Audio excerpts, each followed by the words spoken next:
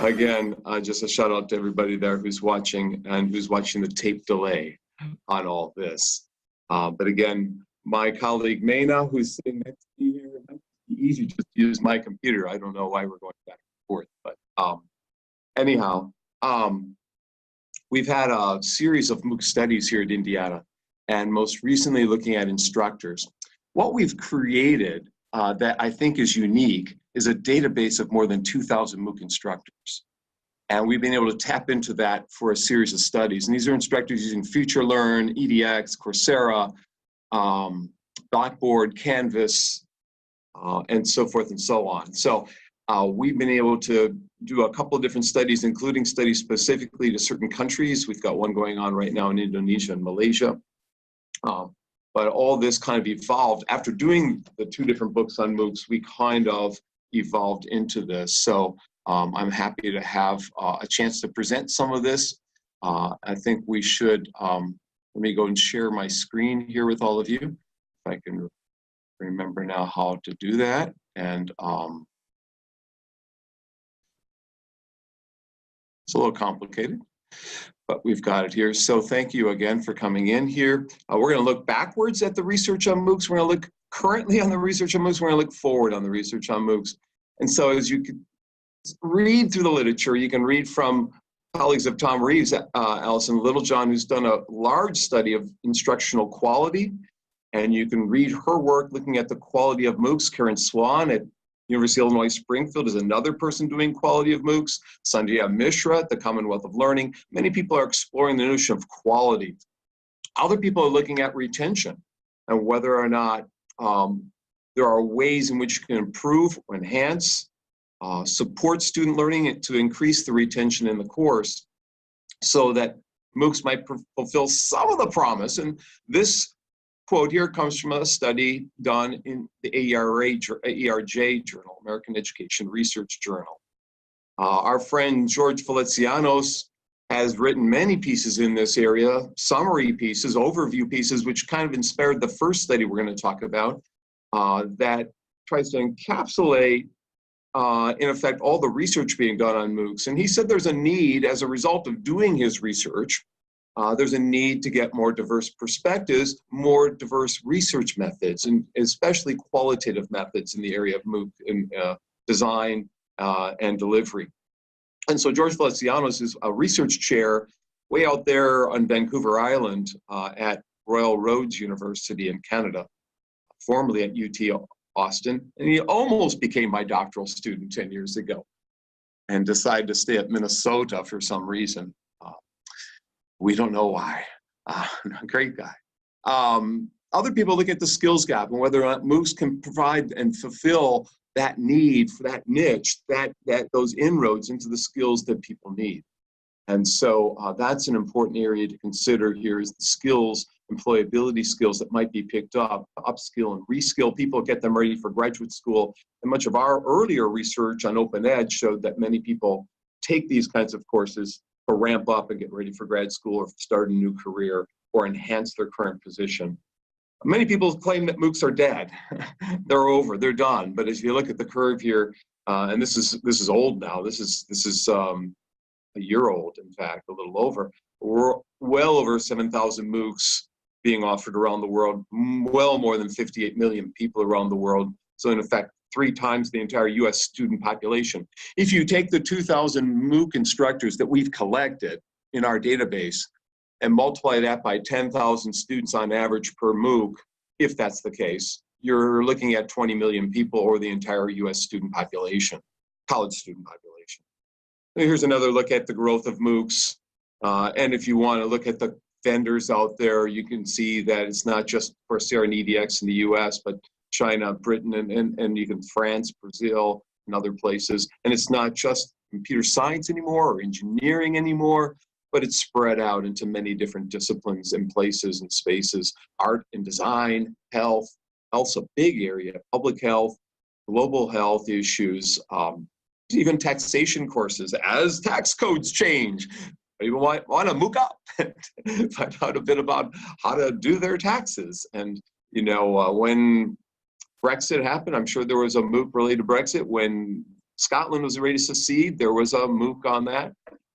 So topical issues, current issues. It's not just traditional courses being offered this way. And so, as I said, FutureLearn, EDX, Coursera, in Latin America, there are MOOC providers. Many people or many places are starting to look at how to reskill and upskill their citizenry. In the US, there's dabblings in terms of cost effectiveness, whether it's Georgia Tech and their $7,000 computer science degree that normally would cost tens of thousands, 50, 60,000, or looking at accounting or the MBA program at Illinois, or at Deakin University, several different master's degrees being offered there at reduced prices via MOOCs. Not free anymore, but reduced prices. And if you start exploring in this space, you'll find JMOOCs in Japan, you'll find Thai MOOCs, you'll find KMOOCs for Korea. In fact, the gentleman at Kyunghee University said we need to provide MOOCs in Korea that aren't just English-based, especially for expats around the world. And now China is taking off in terms of MOOCs, and we've been doing a little bit of research there as well. Indonesia, we've got a study right now looking at Indonesian and Malaysian MOOCs and MOOC providers in the instructional design considerations. As you see here, 4 years after Georgia Tech rolled out their cheap, inexpensive, I should say, master's degree, they have 4,500 students enrolled, 300 graduates from that program, with AT&T backing as a potential employer and others. So first of all, we're going to look at MOOC study number 1, just to give you a backdrop that leads to MOOC study number 2, that Meina has been in charge of both of these studies. I've been in the background of the first study, giving feedback and support and finding resources. And so I know this study pretty much inside and out because I've read it about 20 times. It got accepted for publication about a week and a half ago and is now published online as of the past couple days. You can find this in Google Scholar. Internet and Higher Education just made it available at their website. And so this is done with another doctoral student, Anissa Sari. So Meina and Anissa are my team members. Dr. Mimi Lee, who's a former student at the University of Houston, was kind of the person who had the idea for the study. And then she let Meina and Anissa take the lead on this project. But she was interested in research methodology in MOOCs. George Valencianos is another person I mentioned earlier who's done a study of this, an earlier study. Allison Littlejohn, who I mentioned earlier, did I think an earlier study. There are several people who have done iterations of this. What's needed today, I think, is a look from 2011 to 2018, 7 years of what the research says. But by exploring the research on MOOCs, you can start to get a sense of who's doing the research, where is that research done, what are the findings, where are they publishing. You would also find a bit about collaboration and partnerships and all sorts of interesting things there. So we're going to take a look at the results of this study and the background of the study. Meina is going to explain some of this. I'm going to, I think this is yours. I'm going to mute my microphone on my screen and turn this over to you, Meina.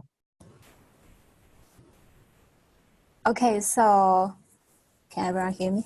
So Dr. Bonk has introduced the research background and about this study. As you can see that MOOC offering has continued to surge, and there's a scarcity of system analysis of empirical studies of research on MOOCs. So this study tried to, can you move the slide, Dr. Bonk? So in this study, we ask 4 research questions. So the first one is that what are the research methods that researchers employed in their MOOC studies? And the second is what are their research topics? And also the third and fourth regarding the researchers' geographic distribution and also the delivery of the MOOC from which countries which attracts the most research. Based on these research questions, we collected data from the scopes and also some journals from 2000. When we searched the articles, we searched from 2014 to 2016. But there are 2 articles in 2017 which was in press. We also included in this study. So finally, the research, the study we reviewed included 146 articles. So this figure shows the years of the distribution of the years of the publication that we reviewed in this study. So most of them are from 2015 and 2016. So next, Dr. Bonk will introduce the context of this study to us. And so you can see a little bit of the data here related to context. One thing we want to look at is where are people publishing. There were of the studies that were looked at, there were 31 in IRRODL, International Review of Research in Open and Now Distributed Learning instead of distance learning. There were 12 in Computers in Education, 9 in the British Journal of Ed Tech, 7 in Online Learning, and so forth and so on. So you can see it's kind of the typical journals that you would find in this field are publishing articles related to MOOCs. We currently have an article, in fact, in revision for IRRODL, and another in review. The second study, in fact, that we're going to present is in Computers in Education, currently in review. So these are some of the typical journals that people are publishing this work in.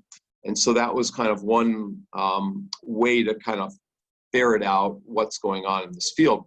A second way to look at things is what countries are people publishing in, where are the teams coming from? And you can see it's pretty diverse, although US is dominant here in this field, followed by UK, Spain, Australia, Canada.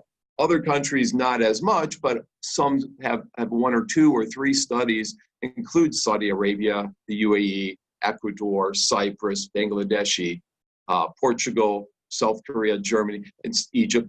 You can see that it's spread out across the entire planet where this research is coming from. Again, this is framed from 2014 to 2018.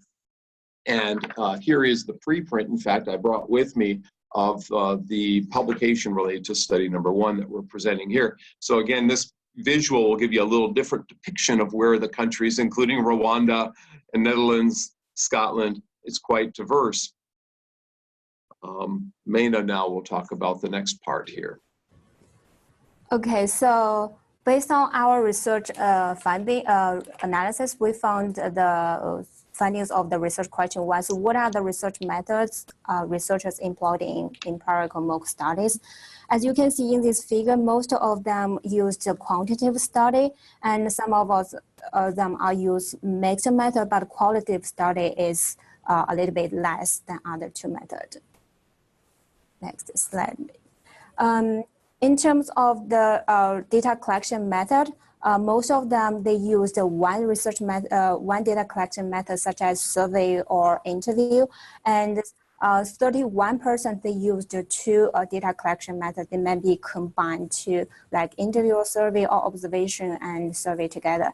And also there are some they use around 3 data collection method. Based on the data collection method detailed information, this figure shows that around 87 studies, they used the survey data collection method, and also some of them, they used the database that in the MOOC platform, and also there are 24, they use the interview, but seldom of them use the Fox method or learning analytics in the MOOC studies. Data analysis method, as you can see, because most of them, they use a survey to collect their data. So when they analyze the data, most of them use descriptive statistics. There are around 60, they use inferential statistics and also content analysis. These 3 are the main data analysis methods that researchers use in the MOOC studies. In terms of the research question 2, what are the research focuses in MOOC studies? As you can see in this figure, most of them, they focus on the students.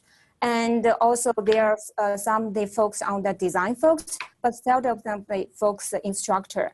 Maybe because some of the studies, they think that if they offer some MOOC, it's easier for them to access with the students. Based on, we also categorize the research folks and also the research method they use.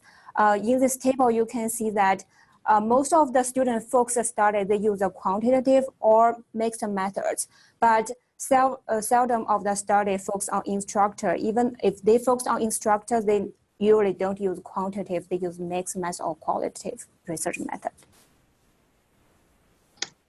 And so we also wanted to look at the topics that people were studying here. And not too surprisingly, people were looking at dropout and retention, motivation, engagement, those kinds of issues, because if you can increase the retention rate by 0.5%, 1% or more, you're impacting thousands of people, hundreds in every particular MOOC out there. But if you can find ways to build structures, support structures, or in learning environments for your students that are more effective, that's an important finding, I guess you would say. And so the second study we're going to come to really relates to this and pulls from that. So we're going to get to the second study here in a minute.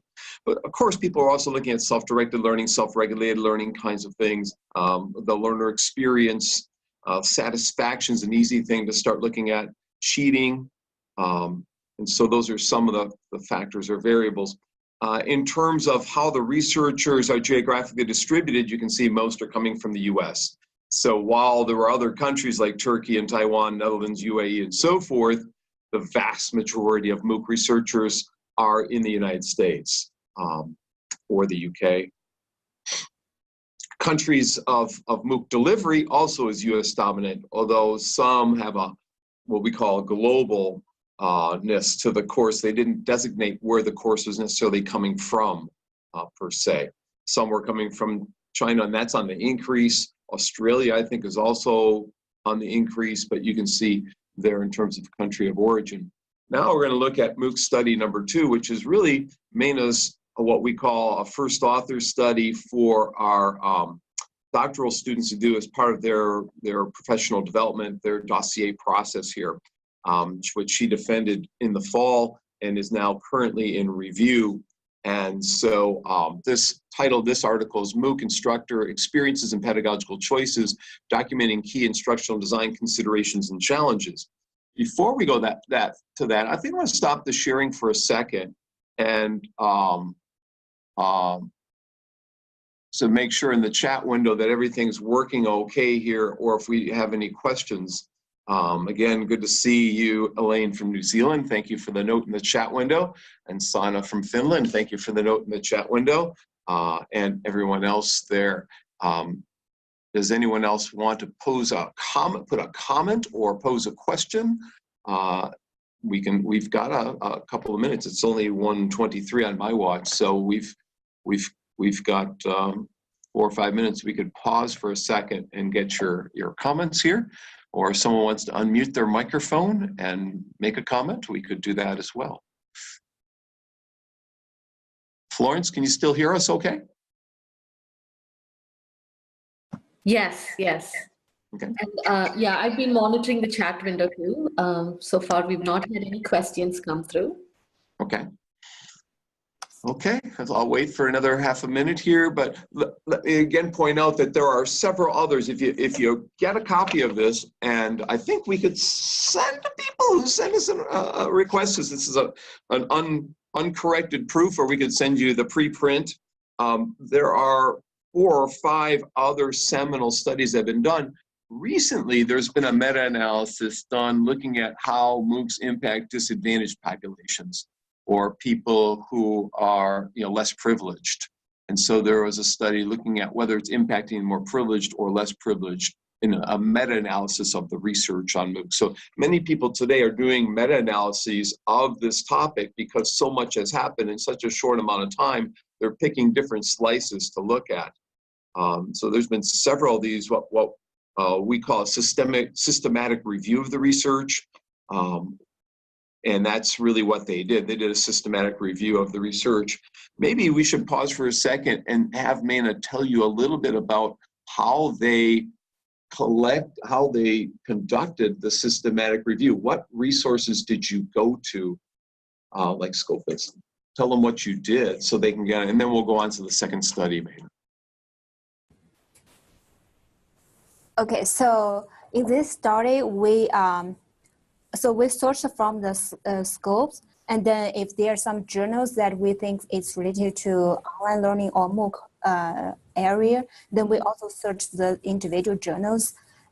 We use when we search these articles, we have 6 or 7 criteria. So first, we identify this literature should be the empirical study. If it's just a conceptual study or some other study, we didn't include in this. And also this, the study that we included should be the journal, the review articles. If it's conference presentation or book or dissertation, we didn't include in our study either.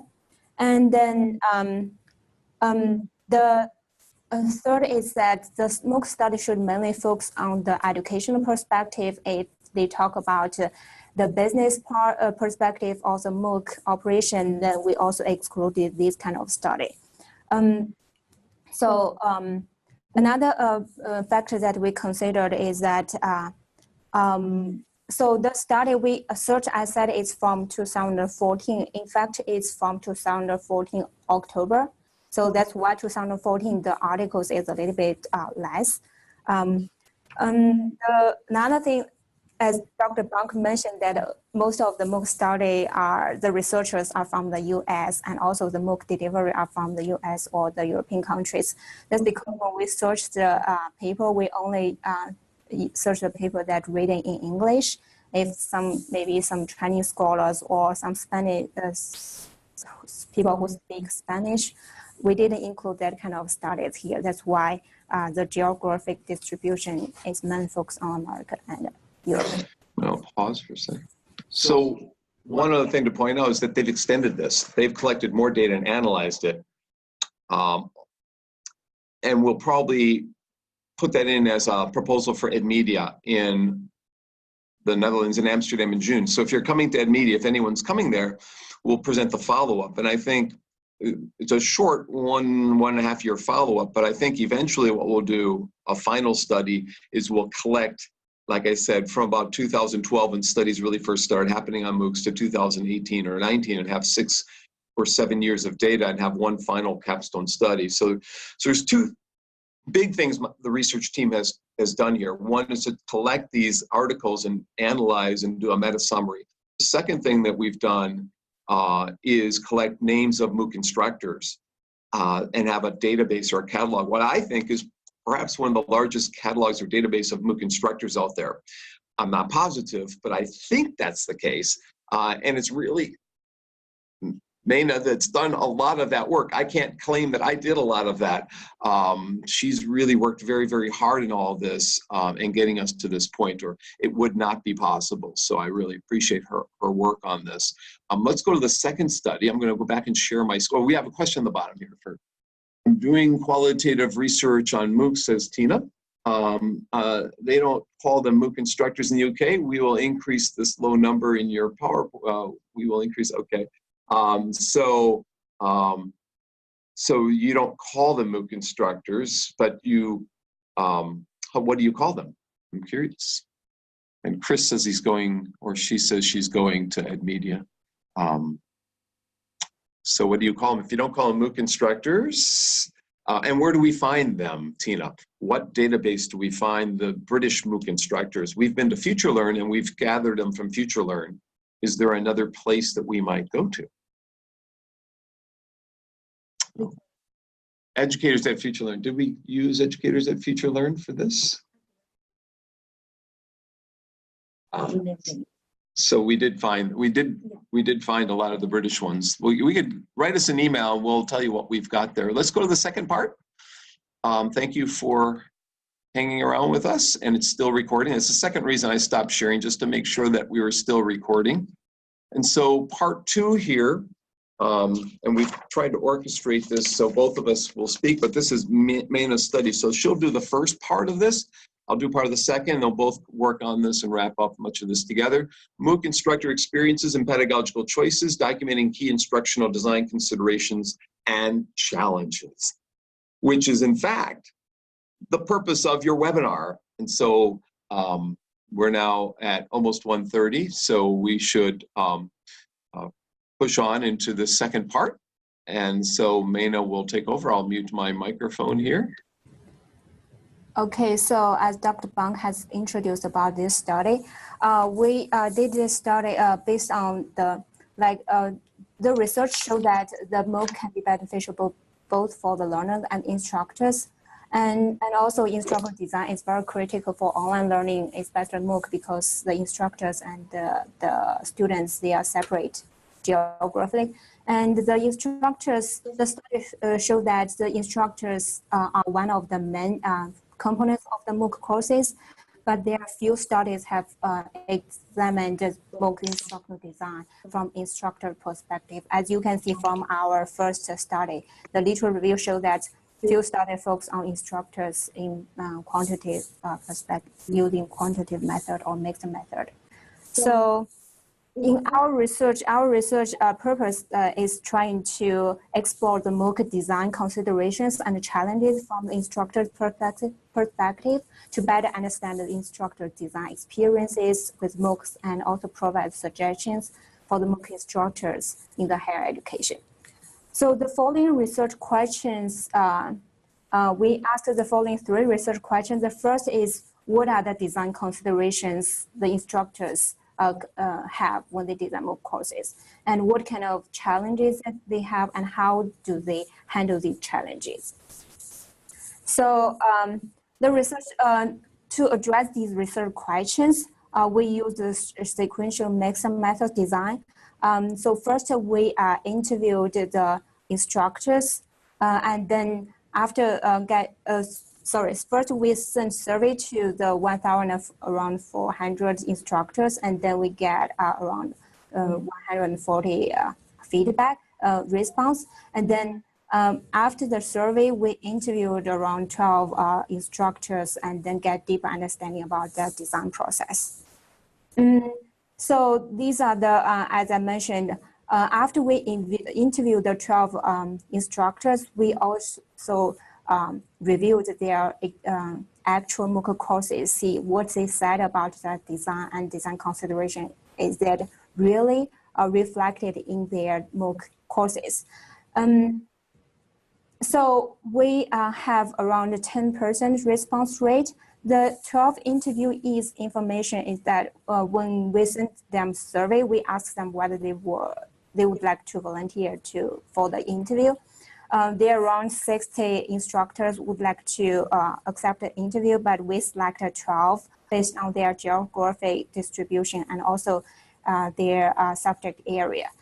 So the 12 interviewees, there were 4 from the US and 2 from UK, and also there are 2 instructors from China, but both of them are one from Hong Kong, one from mainland China, but they are originally, one is originally from America, one is originally from Germany, so they are not Chinese, but they are teaching in China.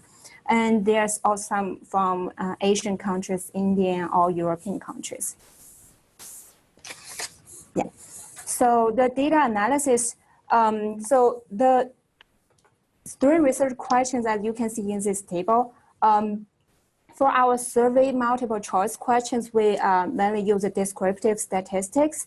For the open-ended questions and the interview and also the MOOC review, we mainly use content analysis for this study. We used to frame our, when we analyze the data and frame our discussion, we use the Alaria whole use framework. MOOC design considerations, they categorize the MOOC consideration into resources, pedagogy, and logistics.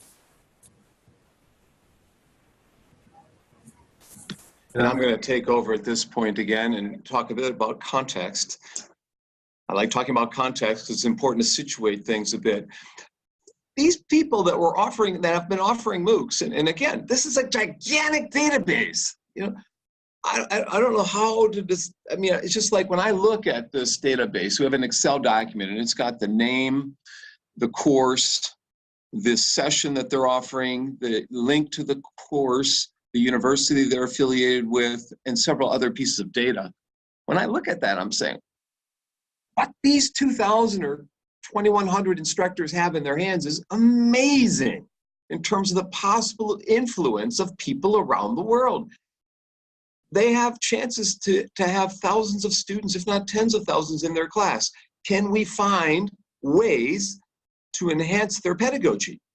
And what is the training like for these instructors? You know, and how do they reflect on the viability of their course contents and refine them? And how are they getting supports to do that? So anyways, the number of MOOCs these instructors have designed is typically 1. 83 of the people that we surveyed, and what was the total number that we were surveyed? 140 something, you know, so it's a good majority. Some had done 2, some have done 3. A few, you know, a small 10% have done 4 or more. So there are some experienced folks could mentor others potentially. That could be something that someone looks at, is the mentoring and support structures within a MOOC experience and how that plays out.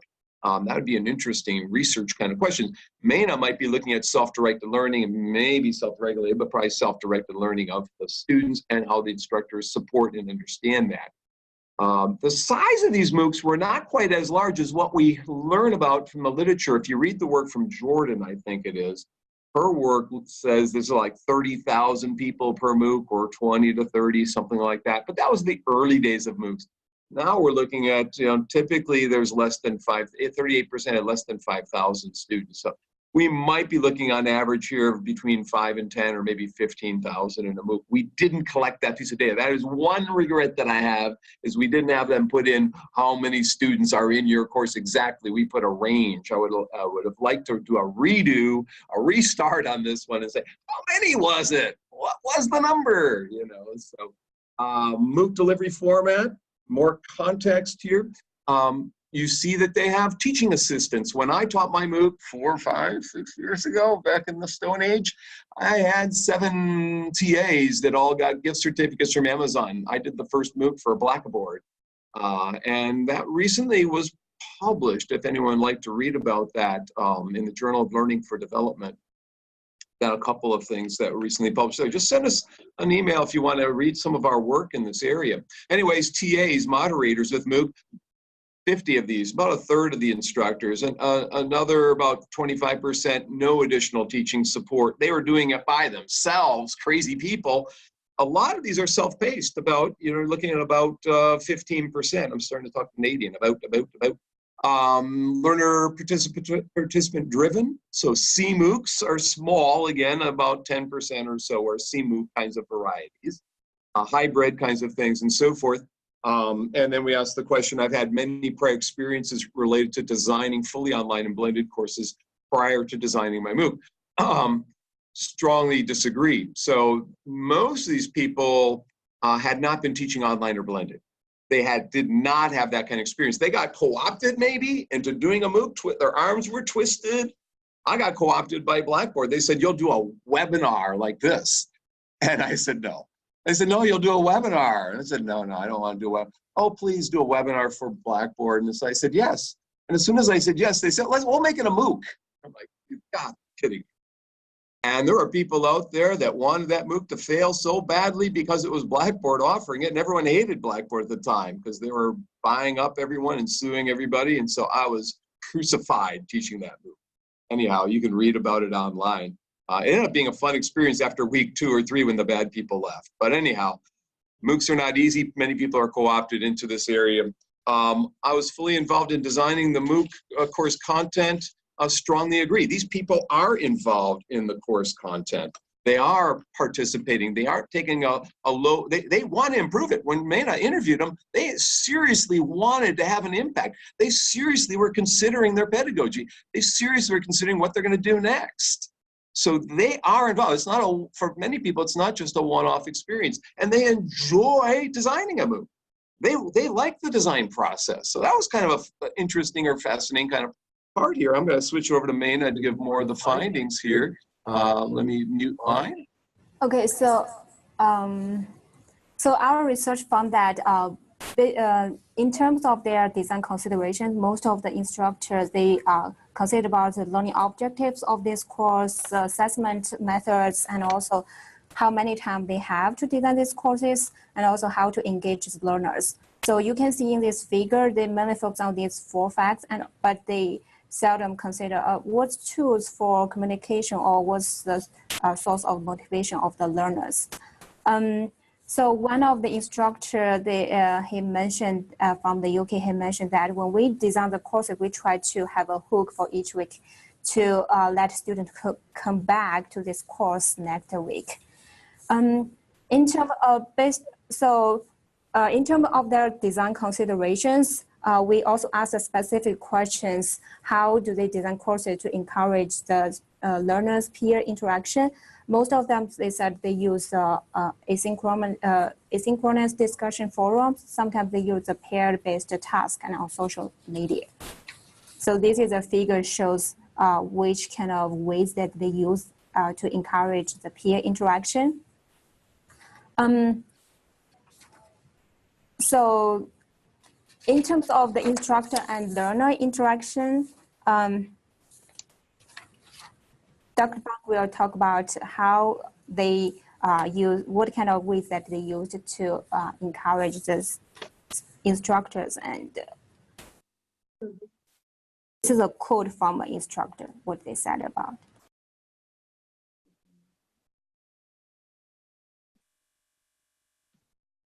I'll unmute my mic if you've muted yours. So, you know, if we go back here for a second into this, you can see that it's the typical kind of stuff that people are using: asynchronous discussion forums and, you know, paired assignments and breakout groups. Not too earth-shattering, this particular finding. So that's what's there, discussion boards. But what can you do with them to engage people, to get them ownership, to get them involved, and so forth? That necessitates a follow-up kind of study. And so how do MOOC instructors design the course to encourage interaction? The social media is one aspect, discussion board and platform messages. Instructor-learner interaction encouraged. How do you get instructor-learner interaction? Well, again, discussion forums and messaging and email and those kinds of things. Some instructors monitor very well, some do not. It's not a slam dunk here. Here's a quote: "We monitor discussion boards as a team." A lot of people have teams of support personnel that are involved, as we mentioned earlier. And so it's one factor, it's one way. Trying to see who's got this slide. It's mine, I think. So here's another quote: "There's not much interaction in my particular MOOC, even between me and the students. When I launched this MOOC, I paid closer attention. Maybe I replied to some students, but now Coursera somehow grabs some students to be mentors or something. There are other people commenting, it seems I don't have to do anything because Coursera has created a structure for students to mentor and respond to each other." And this instructor, who earlier was very involved, no longer is as involved as he or she once was. Another said, in the classroom, there's more of an interaction, at least a reaction between instructor and students and student, and you really can't simulate that in the MOOC format. So here's another instructor saying, I can't really do what I could have done in that face-to-face traditional classroom, that give and take, that rapport, those kinds of interactive structures that are more natural. These things may evolve over time. I've got 2 more slides. I'll switch it back to Meina. We're getting near the end, Florence, here. Ways to monitor student learning. Some do it on a unit-by-unit basis. Others look at weekly log data that might come in, data analytics that might come to them. Some have TAs that give feedback and supports and so forth. But personal tracking, as you noticed at the bottom, personal tracking from the instructor is very low. We also, in some of our earlier work, AI is really not that prevalent in MOOCs, other than AI on exams or quizzes. There's really not a lot of intelligence in these systems to structure it and so that students get adaptive forms of learning or get feedback from the system when they're delayed in responding or participating at this point in time anyhow. Learners get feedback. Most feedback comes from peers, system, a teaching assistant, not as much from instructor as peers, in effect. And that's not too surprising, right? That would be expected, because if you were giving feedback to everyone as the instructor, you would die. You have to find other ways, like computer-based feedback that Stanford uses with their engineering program, or that MIT uses, as well as peer feedbacks that are being built by Chuck Severance and others in their MOOCs, where you get peer-to-peer forms of feedback to get students some sense that someone's responding to them. I'm going to switch this back over to Meina for some things, and we'll go through some conclusions and some final recaps. Next slide. Yeah, so another question related to the consideration is how the instructors design courses to encourage learner and content interaction. As you can see that most of them also use the discussion forum, and also the instructors, they provide some lectures in the video or some tutorials, and provide some reading of books. It's very traditional, like kind of online learning or MOOC learning kind of design.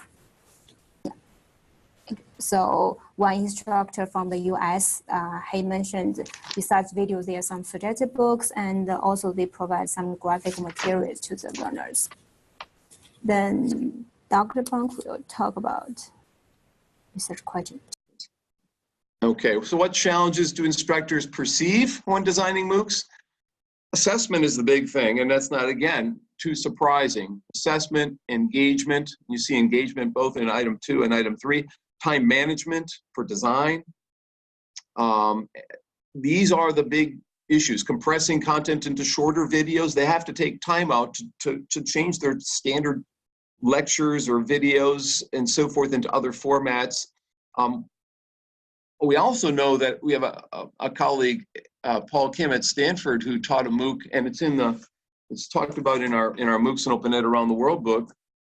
It's also talked in our MOOCs and Open Ed little book, where they create an ecology of learning where the students support each other and translate content into other languages, or create video versions that are lower bandwidth for people who might be coming from countries that doesn't, or coming from Puerto Rico today, where the internet bandwidth is an issue. So there are people working on how to solve some of these problems, but these are some early issues and problems that design challenges that instructors are facing today. Recording video is not as much of a challenge. Many people have supports to do that. Production studios, universities are investing in all of this. One instructor said, I think one of the challenges is time. Yeah, and we've been hearing this for decades on any technology. It does not take a lot of time to get the videos done. I did not get, it does take a lot of time. I did not get course release. So I had to do this on my own and balance my work life kind of thing. So how do instructors address these issues and challenges? They look at other MOOCs. The number one thing is they browse other MOOCs, which is interesting.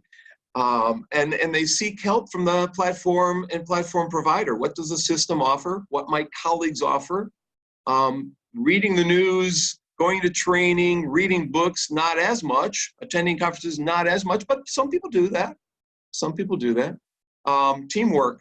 You know, one of the 12 interviews Meina did was talking about the teamwork and support that they got that way for writing scripts or designing the videos or delivering content or giving feedback. There are many ways in which teams can subdivide work and overcome some of the challenges that, so the challenges are never greater than the team here, he or she said in this one. We'll both kind of go through now some of the discussion on this one. And Meina, I'm going to suggest that we'll just use my computer at this point, and we'll just come together and talk together. We don't have to turn this one off then at this. And why don't you sneak over a little bit more this way with your chair. So pedagogical discussion, there are pedagogical factors, assessment factors, and time factors. And, you know, pedagogy is important in some of the responses we got and not as important in other responses. So it's a mixture. It's not as primary issue that they're concerned about. In some cases, it's just getting this thing out and done and they want to be over with it. In other cases, pedagogy and engagement, as you saw, ranks near the top in terms of design issues and challenges. You want to talk a bit about this? So so in this study, we found that when the instructor tried to encourage the interaction in the MOOC courses, most of them they use the discussion forum to increase both for the both learner interaction and learner instructor interaction. For the learner content interaction, they also use the discussion forum, or most of them provide lectures or tutorial and also readings. So these are the general ways that they use for their interaction. And so the study indicated MOOC instructors are making an attempt. They're trying. But there is no one method, no one way, no one strategy that's optimal here at this point in time. They're making an attempt to make their courses more engaging, but yet we didn't find one model, one framework, one answer to these constraints and challenges that they're facing. Okay, so this study at every. So we mainly research people whose MOOC courses delivered in English. We didn't include MOOC courses delivered in other languages. And also they are people who we interviewed, they volunteer to for this interview. Maybe they are more active in MOOC, the MOOC, this kind of delivery model. So this maybe kind of have some errors. And also we only reviewed the 12 MOOC courses. We didn't review. If we have more time, we can review more MOOC courses to see how the instructor designed their courses.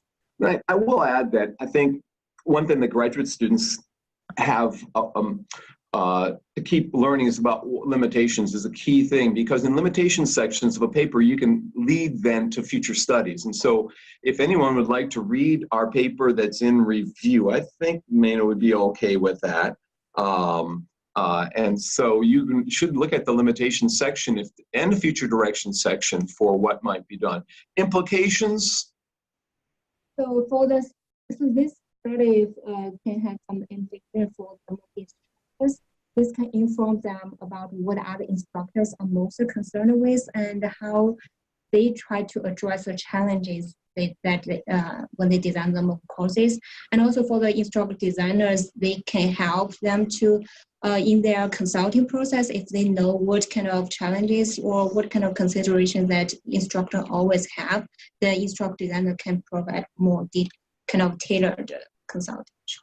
And so maybe we can offer this these results back to these 2,000 MOOC instructors and maybe make an impact that way. I know Elaine from New Zealand, who did the Tech Variety book with me, will be happy to know that we've given them the free book with 100 activities and pedagogical activities. So we are trying to think about not just doing this research project, but we're seriously thinking about how can we make a small dent in this space? What might we provide as a team here to support these instructors that are impacting literally millions of people around the world on an annual basis? And so, you know, this is not a typical one-off study where you walk into a classroom and do a mnemonics technique and walk away with an improvement of that class. In this space, those people in this MOOC space are seriously trying to make an inroads into not only a new design or delivery of education, but something that has immediate global ramifications. And for me, that's really exciting. And to have a team that I've been fortunate to work with, we have several people, and we're called the SOUL team, the self-organized, I'm sorry, self-directed online learning environments, SOUL, S-O-L-E. I'm thinking of Sugata Mitra's, he's got a SOUL one, it's self-organized learning environments. Ours is, anyhow, I'll come back to that later and go through this. Anyhow, future studies. You know, of course, we're going to look at assessment, engagement, and that kind of thing. Meina, you want to talk about what you recommend for future for people from here? Based on this study, most of the instructors engage students learning and also students learning. This is a challenge. It will be a good research topic for the future research to do this. And also in the course design, we can also how to think about how to design courses to support self-direct learning in MOOC courses. That's what I'm trying to do. Yeah. And there's a lot of possibilities here. I mean, anyone who's watching this has probably come up with several studies that they could be doing in this area. Now, my team is called the SOL team, the Self-Directed Online Learning Environments, or Open Learning Environments. We go either way. And we do have a summary paper that is written up for the AECT Springer Special Book Series last year. It's a little long, but if anyone would like to read it, I can send you that article, as well as other things that we've written. If you go to publicationshare.com, you can get many of our publications.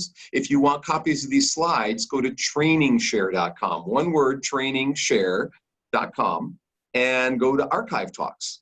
You can get these, and I think Florence will send me the link to the session, and then I'll post that link at TrainingShare. So if you would like to share this, if you thought this was useful information, you could go to trainingshare.com and find that.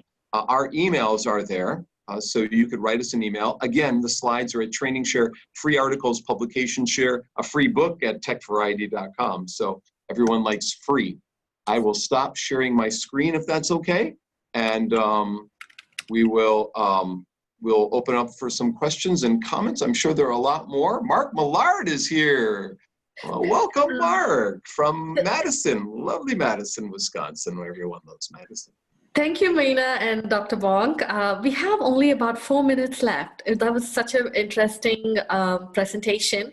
And we have about 3 or 4 questions that came through. Would you like me to read them for you, or would you like to skim them? And why don't you read the one that you think is most important, and we'll start with that one. Okay. First, I want to thank Dr. Reeves, who shared us an article here from New York Times. So thank you for sharing. I didn't have a chance to click on it and read it, but I would recommend everybody to take a look at that. Okay, here is a question from Chris. He wants to know if AI would count as a TA. The answer to that is yes.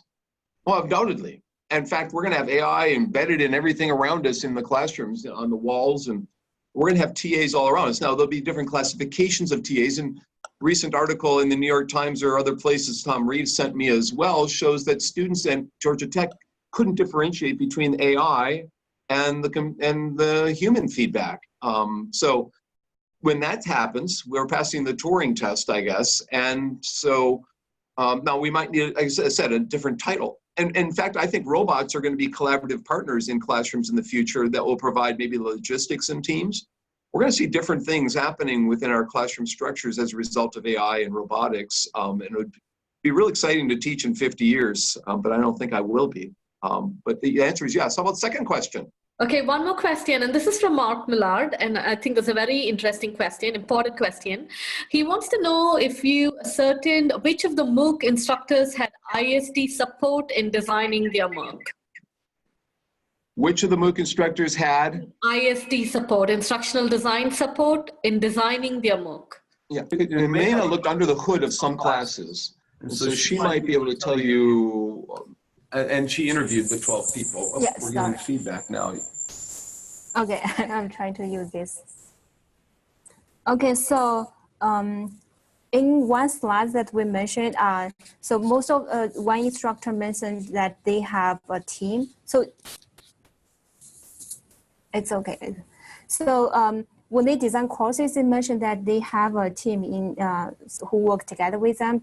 In their team, they usually have instructor designer and the video recorder technology person, and also they have some of the instructors. They have their PhD students to work together with them to test their content, and then so generally most of them have a team to help them.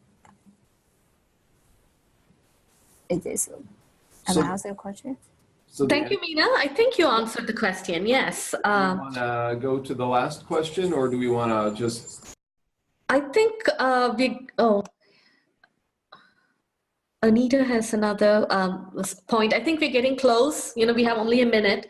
So any last thoughts that you would like to share to the audience before we wrap up? We would definitely share the slides with the group. Dr. Bonk has emailed it to me, and then we have the link to the presentation, which we'll also share in the AECT DDL Facebook group.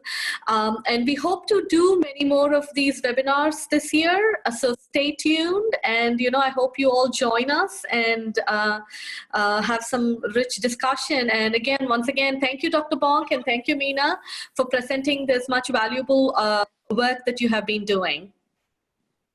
Thank you very much.